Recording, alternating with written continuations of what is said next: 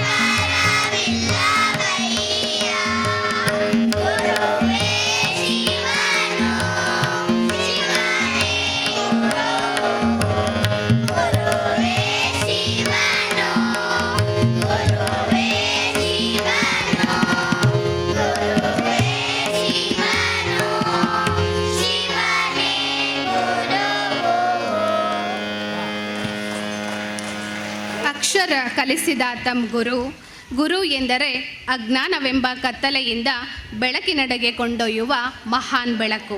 ಅಂತಹ ಗುರುವರಿಯರನ್ನು ಸ್ಮರಿಸುವ ವಚನವನ್ನು ಹಾಡಿದ 9 ಮತ್ತು 10ನೇ ಬ್ಯಾಚ್ನ ವಿದ್ಯಾರ್ಥಿಗಳಿಗೆ ನಿಮ್ಮೆಲ್ಲರ ಪರವಾಗಿ ಧನ್ಯವಾದಗಳನ್ನು ಅರ್ಪಿಸೋಣ.